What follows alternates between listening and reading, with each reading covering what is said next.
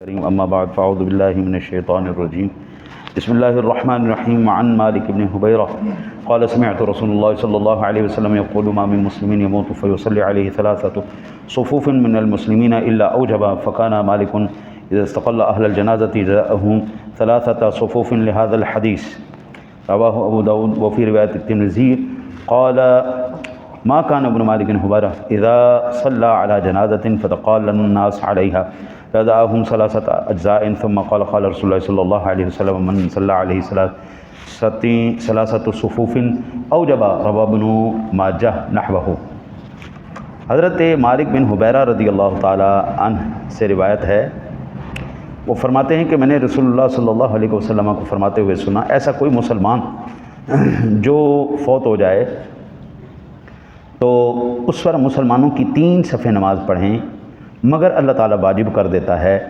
مالک جب جنازے والوں کو تھوڑا دیکھتے تو انہیں اسی حدیث کی وجہ سے 3 صفوں میں بانٹ دیتے. ترمذی کی روایت میں یوں ہے کہ مالک ابن حبیرہ جب جنازے پر نماز پڑھتے جس پر لوگوں کو کم دیکھتے تو ان کے 3 حصے کر دیتے. پھر فرمایا رسول اللہ صلی اللہ علیہ وسلم نے کہ جس پر 3 صفیں نماز پڑھیں واجب ہو گئی. ابن ماجہ سے اس کی مثل روایت موجود ہے. یہ حدیث پاک انتہائی امید افزا حدیث مبارکہ ہے، کیونکہ اس میں صفوں کی حد بیان کر دی گئی ہے. اگر نماز جنازہ کے اندر افراد زیادہ ہوں پھر تو سبحان اللہ کیا بات ہے، 100 سے زیادہ ہو جائیں تو پھر تو کیا بات ہے، یہ 40 سے زیادہ ہو جائیں اور سارے اللہ تعالیٰ کو ماننے والے ہوں، اس کے ساتھ شرک کرنے والے نہ ہوں، یعنی تو اللہ تعالیٰ اس ایمان والے کی مغفرت کر دیتا ہے. لیکن ضروری نہیں ہوتا کہ سارے جنازوں کے ساتھ اتنے افراد ہی چلے جائیں، کم بھی لوگ ہوتے ہیں. تو مالک ابن حبیرہ کہتے ہیں کہ حضور نبی اکرم صلی اللہ علیہ وسلم نے فرمایا کہ جس کے ساتھ 3 صفیں ہو جائیں، جنازے میں 3 صفیں ہو جائیں، اس پر واجب ہو گئی. معنی یہ ہوا کہ اگر لوگ کم بھی ہونا تو ان کو پھر مثلا 6 لوگ ہیں، اب 2 لوگوں کی صفیں بنا دیں، 3 صفیں ہو جائیں گی تو بخشش کی کبھی امید ہے. یہ حضور کی رحمت ہے نا جی، کرم ہے نا میرے کملی والے کا. تو یہاں سے یہ بات بھی یہ پتہ چلی، ایک بات تو یہ پتہ چلی. دوسری بات یہ پتہ چلی کہ جنازے کے موجودگی میں کچھ تھوڑا وعظ و بیان کرنا بھی جائز ہے.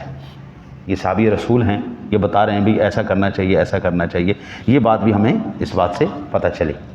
تیسری بات یہ کہ اگر عوام الناس وہاں پر کم ہے تو 3 صفوں میں کر لی جائے، 5 میں طاق میں کر دینا زیادہ افضل اور اعلیٰ ہے. نمازوں میں صف اول جو ہے وہ سب سے زیادہ افضل ترین صف ہے. آپ جب عام نماز پڑھتے ہیں نا جی، تو ان نمازوں کے اندر پہلی صف میں شامل ہونے والا زیادہ اجر و ثواب کا مستحق ہے. لیکن جنازے میں آخری صف میں جو جتنے پیچھے والی صف میں ہوگا وہ اتنا زیادہ اجر و ثواب کا مستحق ہوگا. ٹھیک ہے جی. اب یہاں سے ہم ایک اور روایت بھی ہم کہہ سکتے ہیں کہ جس وقت آپ نماز جنازہ پڑھا لیں تو اس کے بعد پھر صفیں توڑ کر دعائے مغفرت کرنا یہ سنت مبارکہ ہے. اسی حالت میں ہم کیوں نہیں کرتے؟ اس لیے کہ کہیں کسی کو یہ شک نہ پڑ جائے نماز ہو رہی ہے، تو اس لیے پھر صفوں سے بندہ آگے پیچھے ہو کے صفیں توڑ دے اور اس کے بعد دعائے مغفرت کر لے. یہ سنت بھی ہے اور اس میں کوئی ممانعت والی بات بھی نہیں. اللہ سے دعا اللہ آپ کو مجھے عمل کی توفیق عطا فرمائے.